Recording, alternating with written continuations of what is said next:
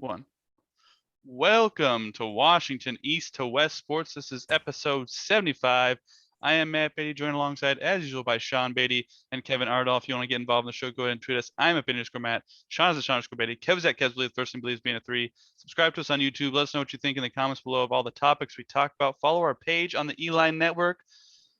Guys, it's baseball season. Baseball has officially come back into our lives, and it's about a 500 record right now. So let's talk about the Seattle Mariners. So they just wrapped up a series in Minnesota. It was supposed to start on Thursday, but someone decided to schedule a game in Minnesota outdoors in April, but it worked out for the final 4 days. Mariners have started off 2-1 in their opener, 4-3 on Saturday before losing 10-4 on Sunday, and they lost 4-0 earlier today. They are 2-2. Guys, what has stuck out to you so far? And the Mariners are 2-2. Is their season over already? Can we overreact right now? Is it done? Okay, it's done. All right, so we can just move on to the next. Twitter certainly did. So let's get your early season impressions. Sean, what have you thought of the Seattle Mariners so far? I think that unfortunately the hitting is just kind of non-existent.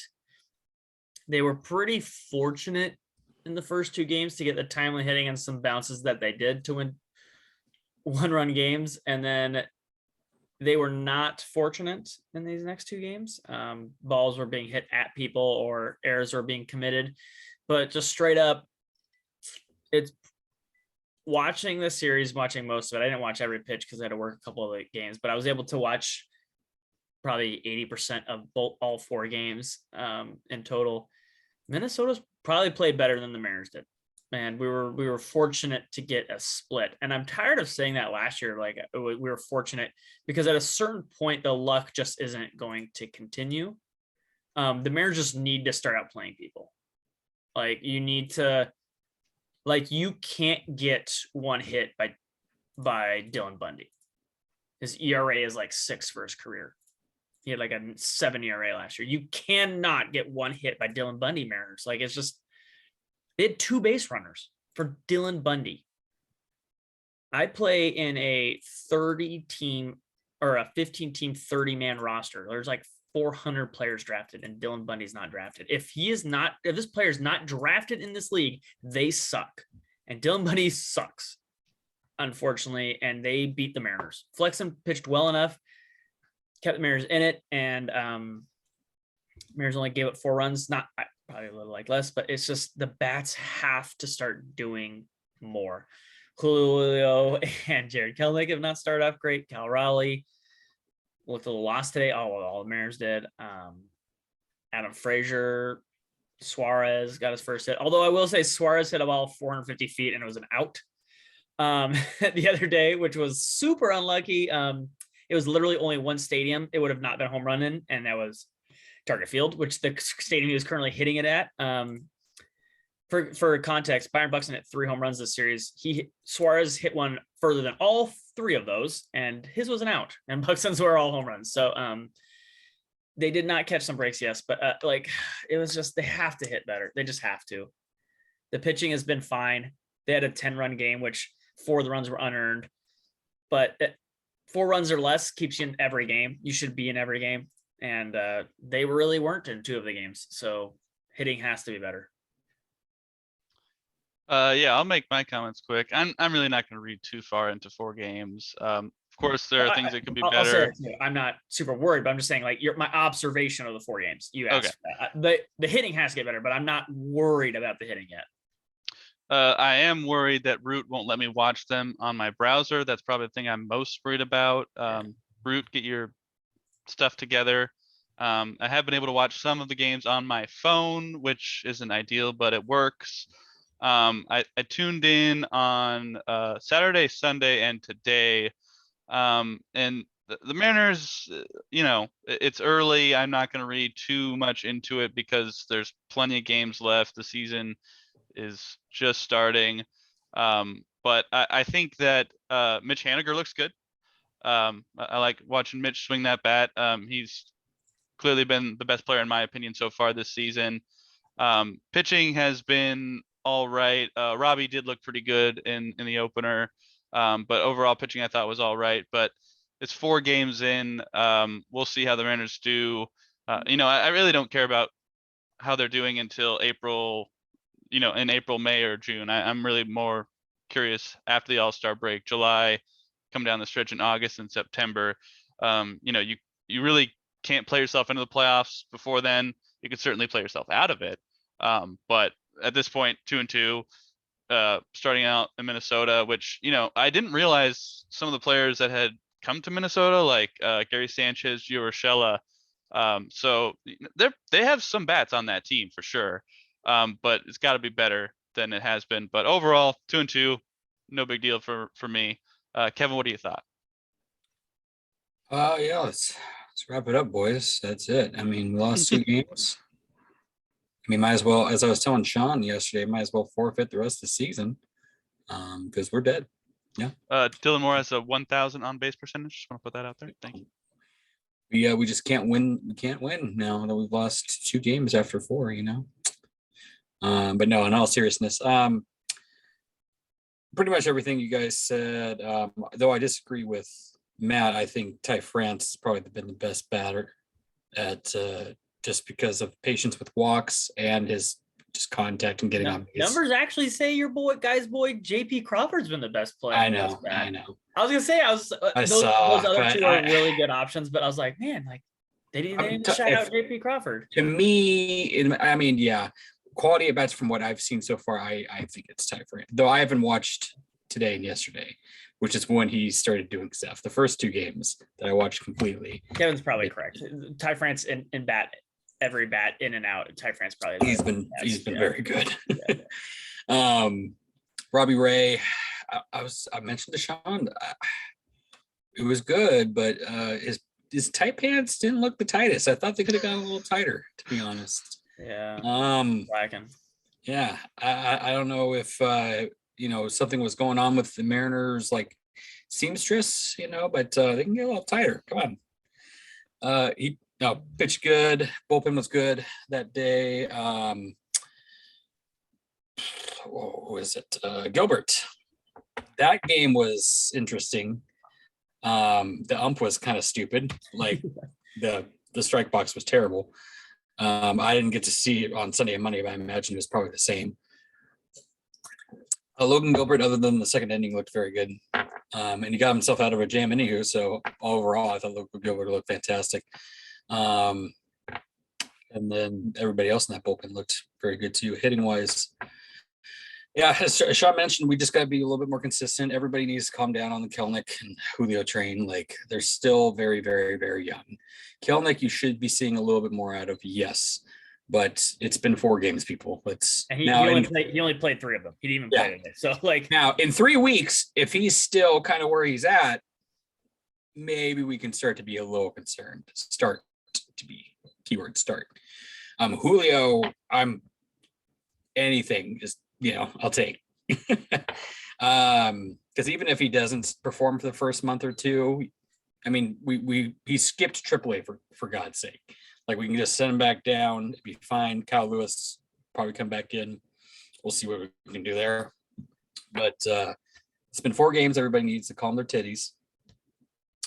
Overall, I've liked what I've seen out of the pitching, but it's just, it's kind of what we were talking about last year with this team that just likes to do like 1-run wins. The bats need to be more consistent all across the board. There's no excuse for this lineup not to have consistent bats and not to minimally score, I would say 3 to 4 runs a game. So, Dylan, Dylan, I saw Dylan Bundy's thing. I just saw before the thing. Fuck, that pisses me off. God, he's so trash. Like, cannot, like, the fact that he's their 4th too. Like, who's their 5th? Like, who's that bad to where, like, they're behind, they're 5th to Dylan Bundy? Like, I don't know who their 5th is. It's whoever's starting for the Twins tomorrow. Yeah, I'm not sure. Shoot, give us a moment. No, but anyways, But we'll see what they do against the White Sox. That's another good team. And by the way, the Twins, everybody, I saw some comments about saying the Twins suck. Like, the Twins are solid. Like they're not great, but they're not bad. Like that front four, the starting four of that lineup with Buxton and Polanco and Correa and like, yeah, that's solid. Like pitch. I mean, you got Sonny Gray, solid pitcher. They have some bullpen pieces that are solid. The rookie did okay, in my opinion, for being the starting day pitcher. So only gave up what, 2 runs? It was he only gave up the Haniger bomb. Like, Oh yeah, no, he has some hype. He is owned in fantasy, so yeah, he's rostered in fantasy. Yeah, he has some hype. It's Chris Archer, Kevin's their 5th starter. oh, that he's kind of been weird lately too. Well, weird is a nice way to say bad. He basically hasn't played since 2019 when his ERA is like 5.5. So all in all, we'll see what they do against the White Sox. Everybody just needs to call about it. I will say, guys, when guys hit home run, Byron Buxton is really good at baseball. So when he's hitting dingers, I know it's frustrating, but he's gonna do that. He might not hit a bunch of home runs like at the rate he was, but I saw a thing of like per at bat, even when healthy, both healthy, he's basically on par, if not a little better than Mike Trout in WAR. So like we're talking like if Buxton's healthy, he's like top 3 MVP consideration American League. So like he is that good of a player. So when he's hitting dingers, I know it's frustrating, but like he's just gonna do that to everybody. That's just what it is. So it's okay to give up home runs to good players. I also just want Julio and Kelenic and Raleigh to get at bats. Just get at bats, see major league pitching a lot, and it'll come.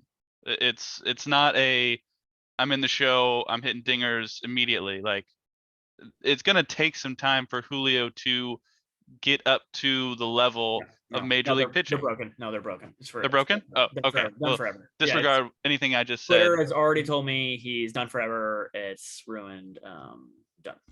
So. And also, friend of the show, JT, did share that Ken Griffey Jr. and Julio Rodriguez, through their first 3 games in the majors, have basically identical stats.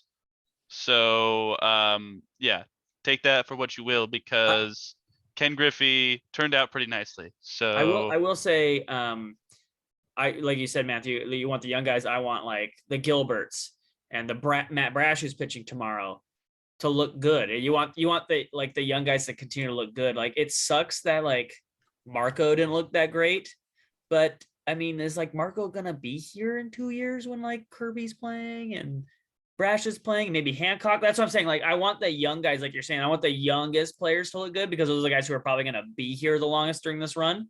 So if one of the guys is going to look the worst, I'm probably okay with it most being Marco rather than like Brash, Ray, and Gilbert being like just slammed and giving up a ton of runs. Marco's the one guy I'm like, well, I don't want any of them to be, but like it bothers me the least because I'm banking on him doing the least in the future for this team, to be honest. Yeah, so they will head to Chicago to take on the White Sox. Pitching matchups: Brash versus Velasquez tomorrow. Ray will pitch against Keuchel on Wednesday, and then Gilbert will pitch against TBD on Thursday, 11:10 a.m. Pacific time. So it's some early baseball. So set your alarm clocks. Tomorrow is at 1:10 p.m. Pacific. That's right in the middle of the workday. Just tell your boss that you're working and have it open another tab. Just be careful and make sure that Root Sports works before you actually bring it up on your browser. Maybe put it on your phone. I don't know. And then they'll come home to open up the season in T-Mobile Park for a 3-game series against Houston. Marco is going against Odorizzi. Saturday, I've got some friends going, and they are getting a nice little pitching matchup with Chris Flexen taking on Justin Verlander.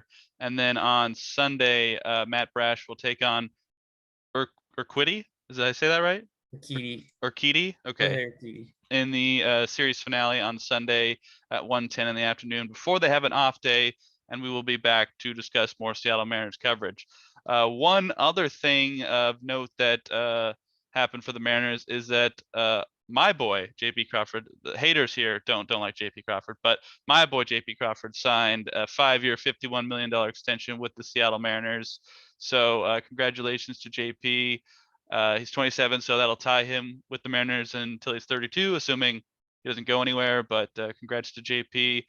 Drinks are probably on you for this road trip. So just have your wallet handy. Kevin, any thoughts on JP signing that 5-year extension? It's gross. Nah. I mean, I think they have an option out after 2 years, I believe. So I think so, yeah. it's not too bad for what you're paying him. I'm okay with it. Like I said, would I rather have a guy like Trevor Story or Correa or something in there? Yes, but just because after this was the year for a free agent shortstop, and we just didn't hit. So, I mean, until the market kind of comes up again with some more, that's about all we can do for now, other than possibly trade down the line for one. But all in all, I mean, if he continues to do what he's doing, get a little bit more consistent at bat, even though he is the most consistent technically at the moment after 4 games, I need a little bit bigger sample size before I say he is. But we'll see. We'll see what the month of April, the month of May bring. Sean, what do you think of JP signing this extension? I won't say gross, but what I want from JP Crawford is you can't have a 360 slugging. But he can have a 360 slugging being the number 9 hitter, which seems to be fitting him pretty well. As your leadoff or your 2, you can't function that way as in the major leagues. As a 9, you can. I do still need some improvement from him, but if any indications early what's going on, sorry, hiccups. Seems to be that way, and he's making some marginal improvements. I don't need him to hit like he's hitting now. It doesn't have to 500 slugging and on base percentage of 600, but like his on base of 345, 340 is fine. His average of 270 is fine. I just need that slugging to be up a little bit more because that defense is so good. And if he just improves the slugging, nothing else, defense stays the same, everything like us, it's actually a pretty good deal. But I just don't know if the slugging's ever going to get there, and his OPS will always kind of suffer for that, and it'd be like a 750 guy. Again, solid $10 million deal. But like Kevin said, I'll always wonder if I doubled it, made it 20, and because the Red Sox are paying Trevor Story like 25 a year to play second. If I said, hey, I'll pay you 22 to play shortstop, would he have come to Seattle? Like, I'll always wonder, like, what would the cost have been to get him to just play shortstop? But 10 a year after he opt out is not like, it's not going to ruin this. And he's not blocking anyone within the Mariners organization, because I don't think Marte is going to be a shortstop long term. So I'm not super, because all the shortstops are basically signed now in the near future. So he's what we got, and he's not a terrible guy. And we didn't sign him to a break the bank direct deal, so I'm fine with it. Would have still liked Story though, but JP, if they don't love you, I love you. Just know that. So glad you're here. He's got the vibes and the team leader. That he's certainly one of the team leaders. That matters so much. I mean, Graveman, the team collapsed. It was just ruined.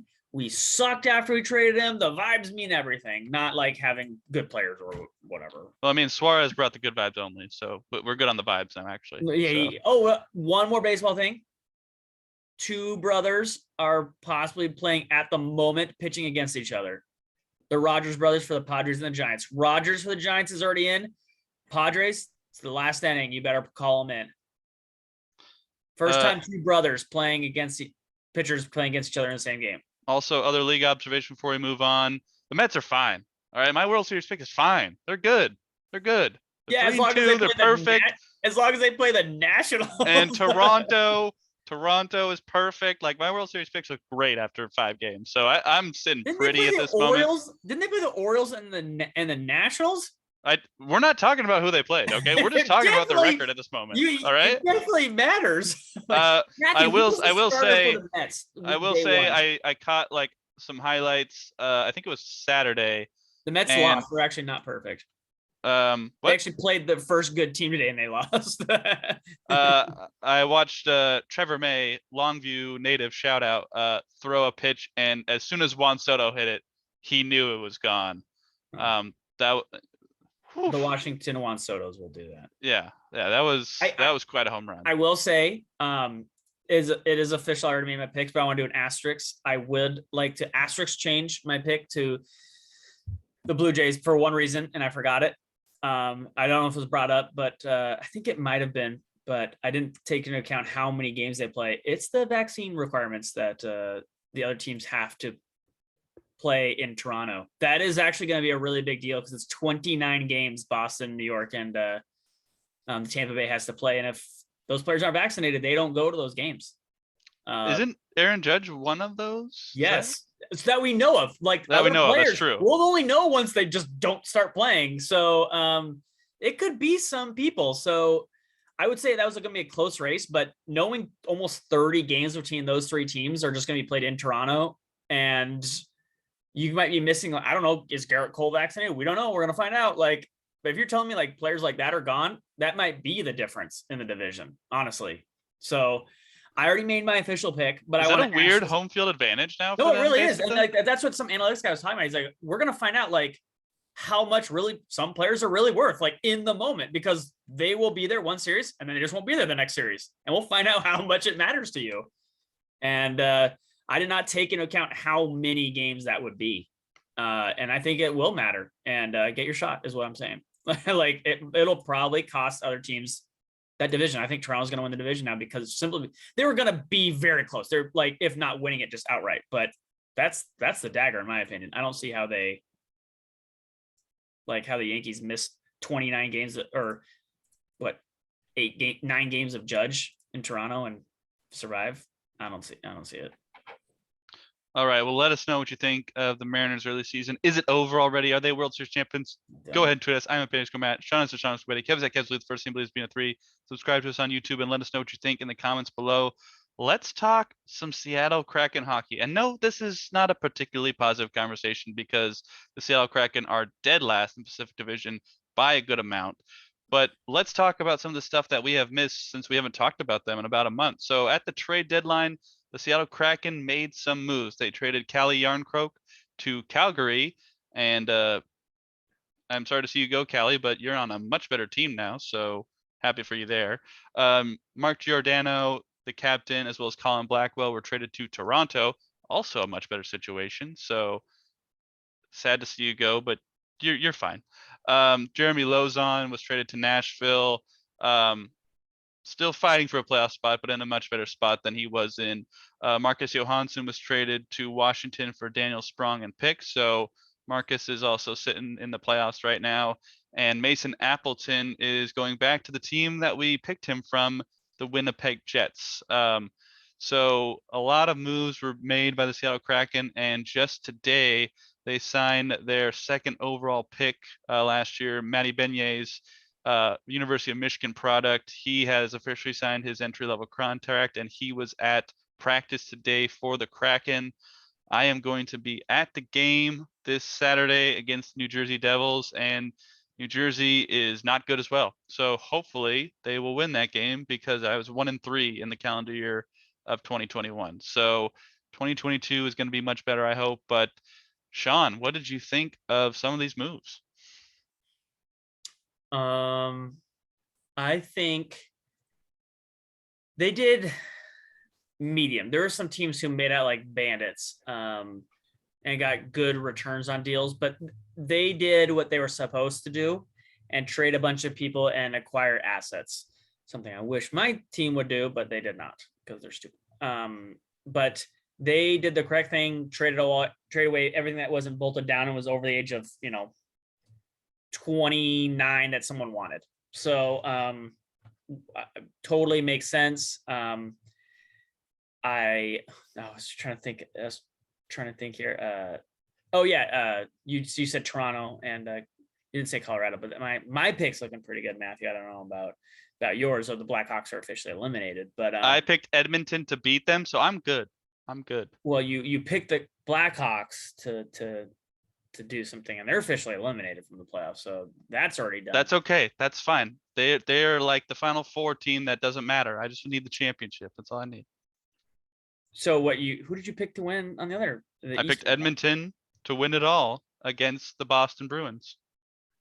I thought you picked the Blackhawks to go. No, I did not. I picked them to lose to Edmonton in the conference finals. Oh, that doesn't matter either way. The Avalanche are doing their thing.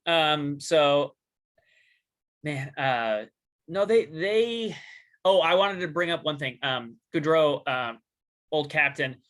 Rumor was he was going to go to the Flames.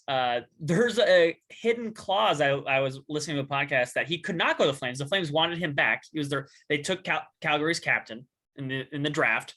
They were rumored to be like, oh, we won't take him if you give us a pick. And Calgary wouldn't do that in the draft, so Seattle took him. They wanted to trade him back, but there's a clause that you cannot essentially be traded back to the same team within a calendar year. And they deem that the entry-level draft is essentially a trade. So he could he could go to the team, but the Seattle Kraken couldn't retain any salary. So it's common in this is there's a hard cap in the NHL. So if he went back to Calgary, they had to pay his whole salary. But it's very common in this Kraken are paying part of Gaudreau's contract to go to where did he end up going to? Toronto. They're paying part of, because a lot of teams can't afford to fit all of these big contracts in the context of their salary cap. So the Seattle were like, okay, we'll hold some money, but you just give us a little better pick. X amount of dollars. The Seattle could not actually hold any of the money back because of that. And that is the deal why he did not go to the Calgary Flames, or the deal was ready to go, but the NHL said, no, he cannot go back to the Flames because you have to take the whole contract. And I would have loved Gaudreau to go back to the Flames because they're good. And he finally, after all these years, gets to be on a good Flames team. And the league says no to his deal. Toronto's not a bad alternative. They're really good. They're probably better, to be honest, but that's where he's been playing forever. Wouldn't you want to go back there? And they could use him too. They'd probably be even a little bit better if they had him too. It's just you've been there forever. He was almost going back too. It was just finding out that stupid little rule exists where he couldn't clear $2 million more. And that's the only reason why he's not in Calgary again. It was just, that sucks. I would have rooted hard for Calgary to win, but now dumb. That's dumb. Feel bad for the captain. My captain's yelling at other players on the bench, so that happened yesterday. That's fun. Well, the Kraken have 10 games left in the season. Kevin, have you been catching any games, or are you sad that your Mark Giordano jersey is no longer valid? I thought Kevin was a geeky guy. I know. I was just joking about that. Yeah, I was like, nah, I haven't been able to catch anything. Was busy with work and baseball and other things. But hey, more drafts, less problems. More draft picks, technically, I guess. More picks, less problems. So that's good. Kind of. They pick well. Hey, you shoot a target 40 times, you're probably likely to hit it, right? Yeah.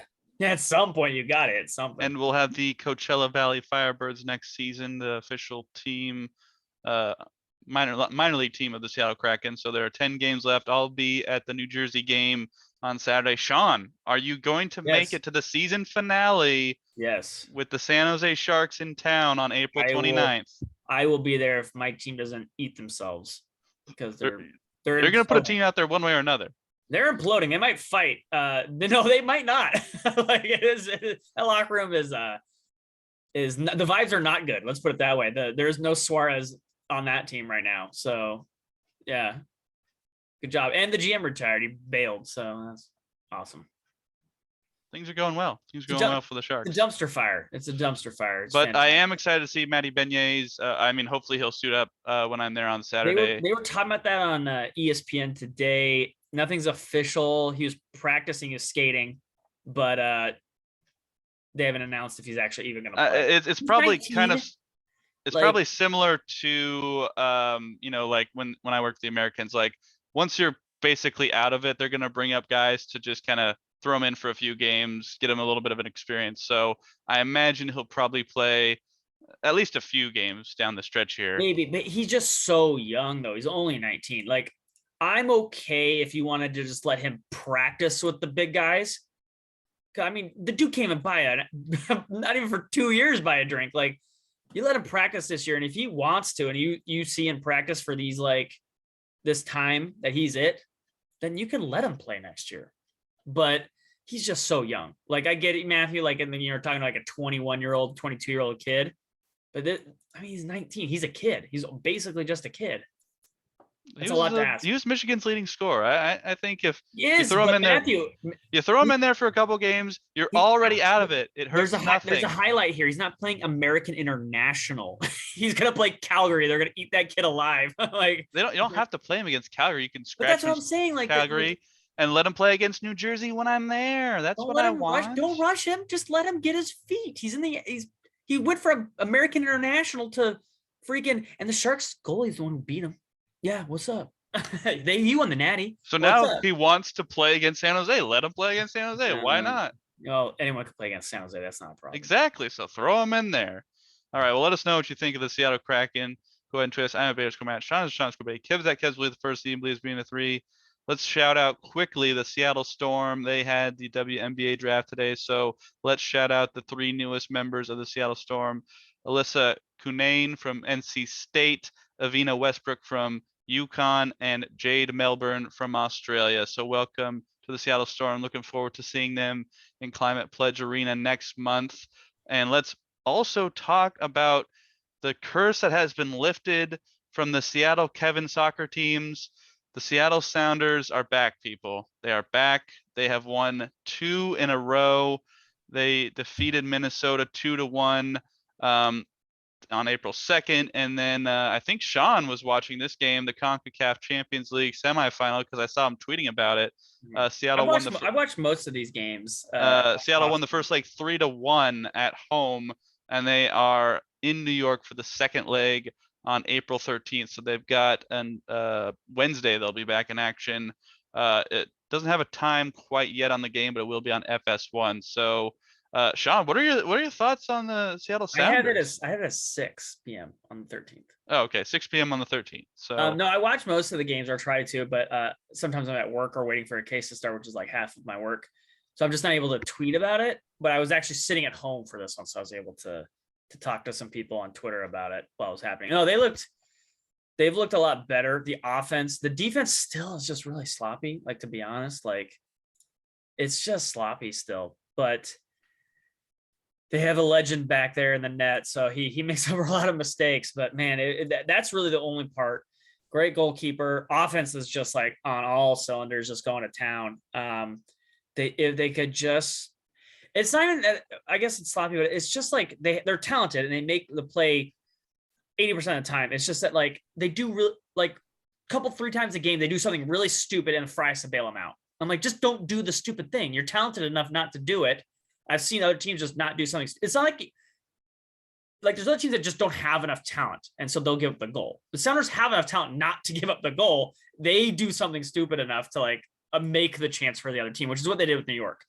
New York did nothing for the entire first half. They're like, passing screwed up, turn it over in their territory, and then New York turns it into 1 goal. They had 1 chance the entire half to score a goal, and they did, because Seattle's defense played like poop. So it was just, if they clean that up, Kevin's curse is hopefully lifted, and they're on the way back. Kevin, why did you lift the curse? If Kevin deems it so. Yeah, why did you lift the curse? He came to a 1-year contract deal. So you're guaranteed championship now. Is that what you just heard first? Like guaranteed? I will put everything in my power. Unfortunately, I told him that I have to focus on those days. Sometimes I'm busy on those days, so it just depends on. But we decided that I get VIP box seats whenever I want. Your lockout, your lockout has ended. Mm-hmm. Okay. They will at the end of the year pay me a check. Well, they just hand me a check and I fill it in. I do it's require a blank check. Holy crap. I mean, I'll be reasonable, to be honest. I told them I do require a popsicle every 15 minutes, and good thing to get in that deal. Yeah, they're going to comply. I was actually just handed one, so we're good. And free McChickens whenever I want from McDonald's. They have to pay for it. You're incredibly easy to please. McChickens and popsicles. Hey. It's like well, and a check that I can write for whatever, and VIP box seats whenever I want. So, I mean, that's what it takes to win championships. You gotta please my fat ass. So that's fair. That's fair. I watched a good amount of the New York City FC game. Rui Diaz just opens up that offense so much. I mean, you basically got to pick your poison with Rui Diaz, Jordan Morris, Nicholas Ladero, Christian Roldan. I mean, it just doesn't matter which one you pick because one of You them's got a probably brother going to tandem score. out there too. Yeah. So it's, you got João Paulo, Kellen Rowe coming up from the mid. So that team, now that they're getting healthy, now they're going to start finding their groove. And now that they've reached terms with Kevin, I mean, the sky is really the limit for this team. So You just got to fix the defense dumb mistakes. Like that's what you're really all you got to do. You know what the best defense is? A great offense. Scoring 5 goals a game. So Wednesday, FS1, and I just realized Saturday is about to be a madhouse in Seattle because the Sounders are hosting Miami at 7. The Mariners are hosting Houston at 6, and the Kraken are hosting the Devils at 7. So if you are in Wait, downtown, who's hosting Miami? the Seattle Sounders. Oh, the Saturday, not Yeah. the 13th. Okay, yeah. So Saturday you've got the Mariners starting at 6, and then the Sounders and the Kraken are starting at 7. So I'll be down there. I'll be at Climate Pledge Arena, but it's going to be quite busy in Seattle on Saturday. So get down there early.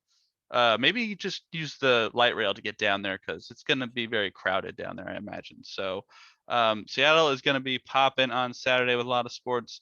Looking forward to it. Quick shout out to the OL Reign. They are getting started with their regular season on May 1st. They're currently in a tournament right now. So the Northwest the National Women's Soccer League Challenge Cup. Sorry about that. They're currently going through that right now, and they are 2-0-1. So please support the OL Reign. They are next on the field on Thursday at 7 at Lumen Field, and if you have Paramount Plus, you can watch it there. So please support the OL Reign as well as the Seattle Sounders. Go ahead and tweet at us any thoughts you have about the Sounders. I'm Vader Matt. Sean's Sean Scobeti. Kev's at Kev's with first. He believes being a 3. Let's move on to football is life, but no, not the European kind. This is the American kind. Let's talk about the Seattle Seahawks. And it has been a while since we have talked about the Seattle Seahawks. So I'm going to recap, I think, most everything that has happened since we have last talked about them. So Uchenna Owusu, I hope I said that right, agrees to a 2-year deal with the Seahawks. DJ Reed is now a former cornerback. He has signed with the Jets on a 3-year, $33 million deal. Center Kyle Fuller has re-signed with the Seahawks. Cornerback Artie Burns has signed with the Seahawks, formerly of the Chicago Bears. Carlos Dunlap and Kerry Hyder were released, still currently free agents at this moment. Kerry Hyder got picked up by the Niners. Oh, Hyder is back with the Niners. Yeah, he was there. Yeah. And then Rashad Penny was signed on a 1-year, $5.75 million deal. And this one will hurt the most. Bobby Wagner signed a 5-year, $50 million deal with the Rams, but did have a story saying there is no hatred towards the Seahawks, although he doesn't like how things ended. So with all that being said, Kevin, give me some takes on all this stuff that has been happening, because we're a couple weeks from the draft. We're going to go over that in a couple weeks, but what are your thoughts on some of these signings and people that have left? Yeah, Reed leaving was kind of just he was a solid corner. Is he a number 1? No, but he's a pretty good 2. But we had a 2 at number 1, so that's not really a good thing. Sad to see him go, but I get it. What else? What else do we do? Oh, I'll leave probably for last, but the re-signings doesn't really care, other than I don't know why you're paying Penny to be a backup, like unless you're really going to split Carson and Penny. I mean, we are going to run the ball 80% of the time, so might as well, I guess. The linebacker I'm not too familiar with because I don't want to watch a lot of Charger defense tape. So that'll be interesting to see. Artie Burns is, from what I've been seeing from tape, because I got to watch a little bit of tape from him, not bad. He seems kind of like almost to a DJ Reed level, like he could be a good 2. I don't think he's at the level of what DJ Reed was, but at the same time too, I hope that that's not their plan, is like, oh, he's going to come in and be number 1, like, because now your starting quarters are either is Reed and the kid they got from Jacksonville, or not Reed, excuse me, Burns and the kid from Jacksonville. So that's Sidney Jones. yeah, Sidney Jones.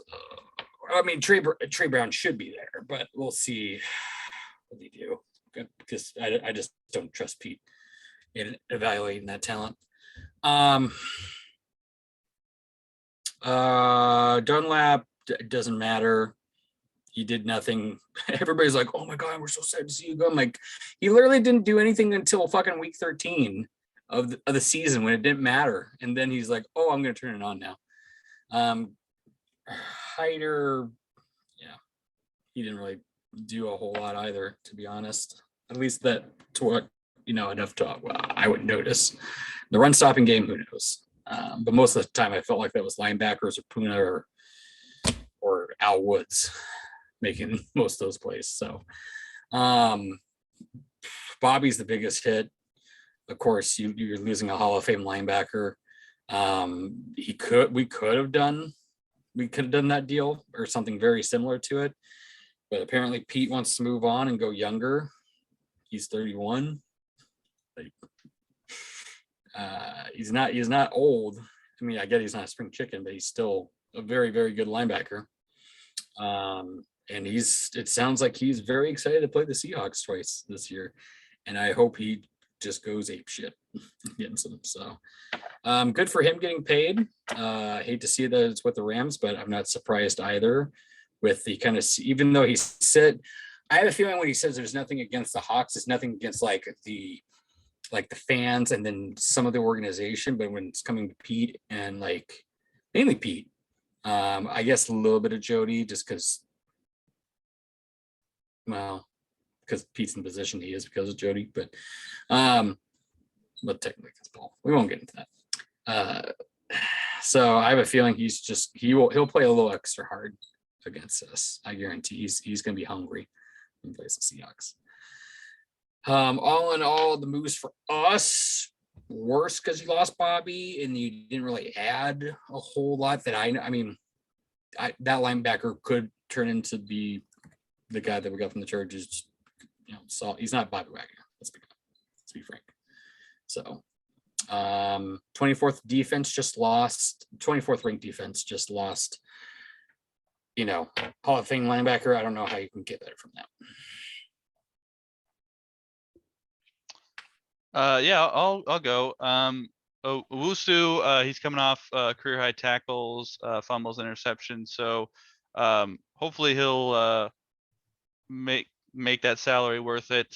DJ Reed, that one was sad, especially because he tweeted at me once. So that's really one of the, that one really hurt because we were friends basically since he tweeted at me once. That's how that works. Yep. So DJ, good luck in New York. Kyle Fuller, Artie Burns. I think Artie Burns is an all right signing. I believe it was for a very small amount of money. So I think that's mainly just kind of let's see how you do, and maybe we can be long term if this works out. So very okay with that. Dunlap, Hyder, like Kevin said, they didn't really do much for the team, so not really surprising there. And Dunlap has had quite a career, but seems like it might be winding down. So maybe he would be interested in coming back on a very small deal, but who knows what he's interested in or if he has any other suitors. I do like the Penny deal. I really don't see Chris Carson coming back. Neck injuries are nothing to mess with. I have seen him doing some lifting and stuff. I would like to see him, on the field doing something. Neck injuries are always, I feel like they're just very risky. Now Peyton Manning, of course, sat out that one season, came back and played great. Won a Super Bowl and all that good stuff. But neck injuries, especially in a sport with such high contact, it's just very nerving, and especially with the running back position where you are literally running in the defense and they're trying to just mash you. That's going to be very tough, I think, to come back from for Chris Carson. So I think it's going to be Penny's show, and then they'll probably mix in, some DJ Dallas and stuff like that. And then the Wagner, good for Bobby. You got some money. You got a I mean, Southern California sounds nice. I was down there last week, so yeah, you picked well. Also, I believe he's from LA, so that makes complete sense. So good on Bobby, and be nice to Drew Lock or whoever's back there, I guess. Sean? Wusu, fine, $10 million for 2 years, or $10 million per year for 2 years. I would say slight overpay, but totally fine. Like, that's not even worth considering. DJ Reed was very mad at Seattle, so that was funny. Felt incredibly, quote, disrespected. Also, I'll to the body wagon one. That's such BS that after he said everything and how the tweets were about when it officially came down, Bobby was pissed. Bobby was pissed at Seattle. Like, he's doing the PC thing now that he signed with somebody, the team he wanted to sign with, that he's like, oh, no hatred. That is complete bullshit. He also did say he signed with the Rams so he could play the Seahawks twice a year. He is 100% pissed at Seattle. So continue to burn bridges, Pete. They're going fantastic. Kyle Fuller re-signing, awesome, I guess. I do have a little fun. Me and Kevin talked about this player briefly in a Twitter chat, but how this player went down.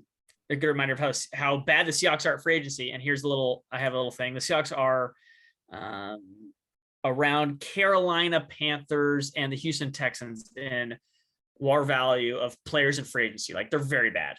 They're way below league average in getting your bang for your buck in free agency. And here's an example. In 2001, the Rams let Austin Blythe walk in free agency. He signs a 1-year deal for less than $1 million with the Chiefs. He plays 12 snaps for the Chiefs, and the Seahawks give him $4 million. What happens here? What are you doing? It's not even an indictment of the player. It's just that, why did you give him more than 4 times the money after he played 12 snaps? There's no one else giving him anywhere close to that money. Again, it has not. Blythe might be good. That's not the point. You're paying so much more than the market for a guy. Why? Like, what? Why are you doing this? Like, again, the player might be fine, but you don't need to pay him this much.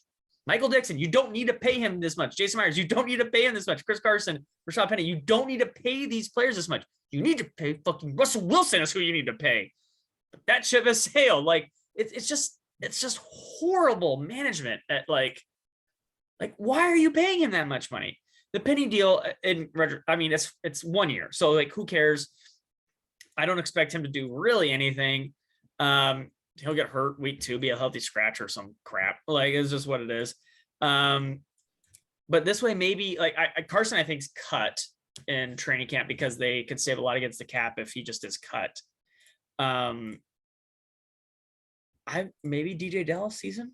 That's maybe what we're looking at, hoping for. But like, with these signings, like Kevin kind of said, Reed was the true number 1 around there, but he was a good player. Like, and he's better than what we now have coming in, and we can't pay him, because we have to pay a backup lineman $4 million when he was going to make $900K.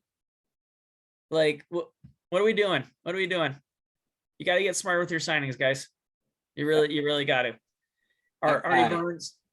Not guys. Well, yeah. Guy. But Artie Burns, fine player. Again, that's not going to break the bank, so I'm not worried about those. It's just that all these players that aren't going to break the bank is fine, but you're paying them all too much money. And if collectively, if you just kind of chop some millions off of each of these deals, you save a lot of money in the long run. You've got to be smarter with this. Now, you have more wiggle room to screw up because or overpay guys because you don't have Russell Wilson, but you're also going to suffer on that win and loss columns. Sorry, I got distracted. But the moral of the story is all these deals might be fine, but you're not doing this smart, and you it's incredibly frustrating that they're Hyder and Dunlap. Totally fine releasing them. They should have been cut. Dunlap really wasn't even good. Hyder, again, not good. Great moves that we're talking about. Again, really low. You're as good as Houston Texans are at signing free agents. So take that with a grain of salt with what everyone just talked about. They signing your track record the last 5 years is you're as good as Houston. So, and we know how good they're doing. I have a fun little war graph I could share if you want to see it, man. It's not good. I won't spare you. I'll spare you that, but I made myself really sad just now. Can you hear Matt? Matthew, we can't hear you at all. Hi, I'm here. Oh, I was muted. There you go. So let's talk a little about smaller stories. We got about 10 minutes left. So Tyler Lockett on Twitter reached out to Colin Kaepernick and worked out with him for a little bit down in California. And then Kaepernick came up and worked with some University of Washington players as well at their facility a few weeks ago. One was a Seahawk. Who was the other Seahawk? Okay, do you know Kevin? It was a practice squad guy. What? Yeah. Anyways, it's not important, but yeah. Anyways. So anyways, and Seahawks, Kaepernick has been in communication with the Seahawks, according to him, and it doesn't seem like there might be any other interest from other teams. But I wanted to ask you guys, would you be okay with Colin Kaepernick being signed to this team and possibly competing for a job? Sean, what do you think? Absolutely. Why are we? Yeah, absolutely. My dream scenario would be Drew Lock, because he's there. You sign Colin Kaepernick. The rumor is now that the Browns, because you have money now to take on Cap. The Browns will give Baker Mayfield away for a pick. They'll send you a pick with Baker Mayfield. I'll take Baker Mayfield in a second. And you let the three of them figure it out. You run them all out there and be like, okay, somebody's making the team. One of you is not making the team, and one of you starting. One of you is getting cut, one of you starting. Let's figure it out. And I give all three of them equal run at it, and none of them have a guaranteed job. Kevin, what do you think? You're going to win 4 games anyways. The receiver was Aaron Fuller. That's it. Yeah. One thing that people need to also remember too, because I saw the tape when he was with Lockett and Fuller, it looked good. That versus live game scenario is completely different, especially since Colin Kaepernick hasn't been under center in a game for 6 years? Is it 5 or 6? I think 5 or 6, yeah, something like that. So he looks great physically, don't get me wrong, but we also need to go back and look back. Everybody kind of forgets he wasn't a great quarterback. He wasn't good. Like, I wouldn't say he wasn't good, but he was not like a world beater like a lot of people make him to be. Yeah. I mean, it's kind of like Cam Newton, like his legs help him out and he just takes off. He's a stronger arm though, that's for sure. Yeah, he does. Oh God, yeah. Yeah. Like that, he can cannon that puppy. The accuracy though is same as Cam Newton. Yeah. It's just, and also reads too. Like we've mentioned, he doesn't really go past his first read that often. Like you got to be able to do that. But I don't expect a world beater here, Kevin. Like he's facing Drew Lock and Baker Mayfield. Like, you know what I mean? Like it's not like he's facing Russell Wilson. But can he beat out Russell? Like can he beat out Drew Lock? I just like at that point, I kind of feel like going and getting what's his face out of Liberty. Malik, but that's the thing. Like I've been watching more things and listening to some more draft people and all that stuff and watching more film on him. I'm not taking a quarterback in the first period, no matter who it is. Oh yeah. Like, and you could, we trade back in the second, I would do it, but I'm not taking anybody in the first half of the second round either. Like, so like what I'm saying, like, I don't think Malik's making it not even make it to 15. And that's what I'm saying. Like Malik, after watching his tape and stuff like that, he looks like what Colin Kaepernick was. Yeah, but you're not a guy who has a fucking monster arm, who's about the size of a linebacker. I think Kaepernick's a little bit bigger though. I mean, Kaepernick is like 6'4". Malik is like 5'11". So yeah, no, Malik's 6'2". Malik is 6'2". I thought he was like really tiny. No, he's 6'2". He's 6'2", 225, I believe. Oh, that's big. He's about linebacker size. But he doesn't have the speed. He's 6 feet. He's barely 6 feet. Oh, is he? Yeah, Oh, I was gonna say I did not think he was. See, This one has him at 6'1". He's officially listed at 6 feet. Yeah, but doesn't have the speed that Kaepernick does, but also he takes off. He doesn't like do what Russell does and like look around when he's on the run in like a bootleg or in a scramble drill. He's not looking downfield looking for a receiver. He's looking downfield for lanes to run. What Kaepernick's doing. He doesn't look past his first read that often. So it's just like, why wouldn't I go get the younger version type deal? I mean, yes, Kaepernick is more athletically gifted, but in my opinion, Kevin, I see he officially is 6 feet, and they're like, he's basically 6'1". I'm like, so what is he? Is he 6 feet or 6'1"? Like, he's probably like 6 5/8. Yeah, something like that. But yeah.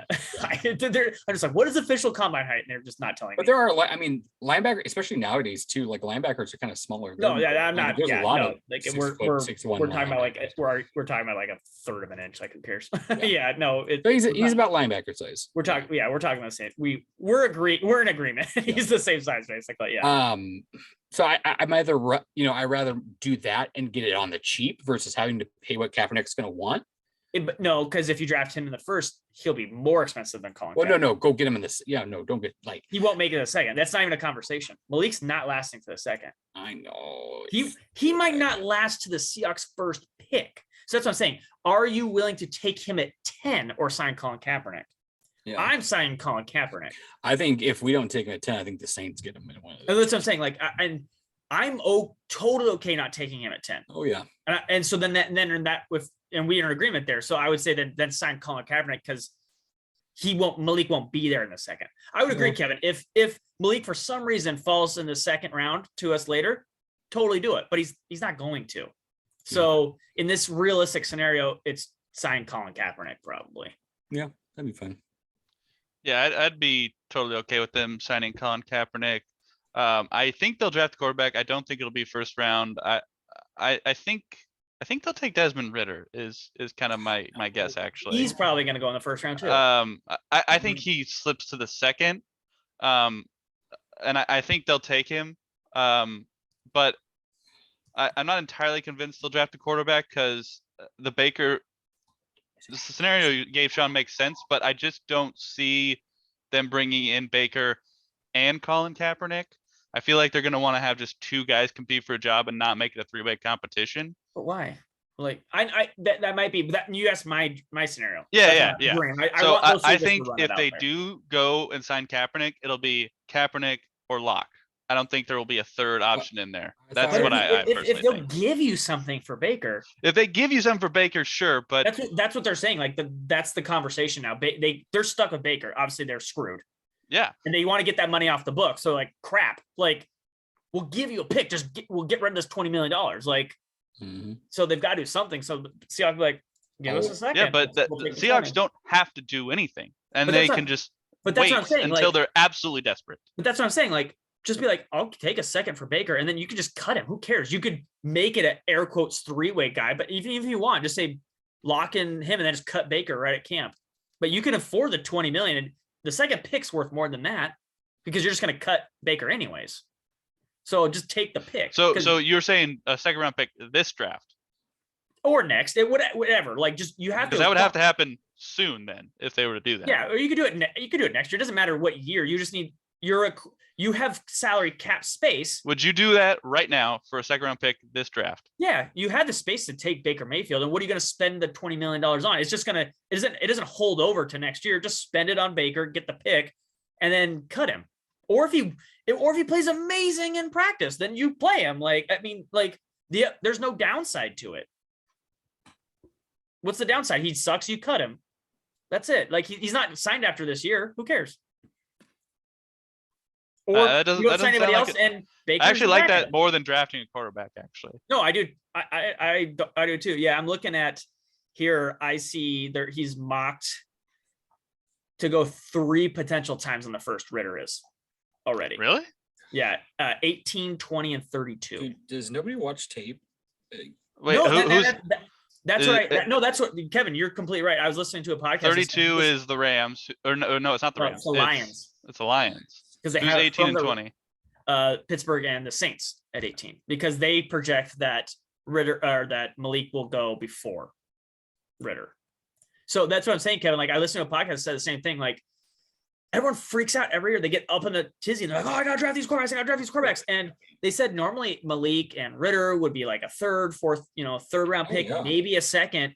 But because that's it this year, they're being bumped up. And it's just like, oh, what's happening? And they're like, everyone's like, if you don't believe in a guy, you don't have to take the quarterback this year. Like there are other players. Like his accuracy is you're tying your franchise in a couple of years to a guy you don't really love, and you just forced your way into a quarterback.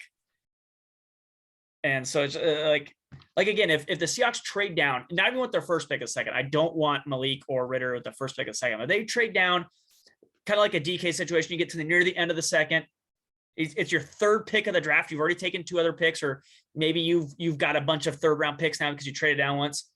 End of the second, early third, go for it. Like who cares? Like roll some dice. But your 10th overall pick cannot be a quarterback. Because let's say you do get a quarterback, you're a mess everywhere else. Like you're just a mess. Like, and they're not going to come in and be day one Tom Brady or Russell Wilson. Even Russell Wilson and Tom Brady were day one Russell Wilson, Tom Brady. Like, you don't have the supporting staff. Either of those players did. Russell Wilson but Russell Wilson wasn't what he was in 2015. It was what he was in 2012. Yeah. Like he was good. Tom Brady was good, but they weren't MVP good.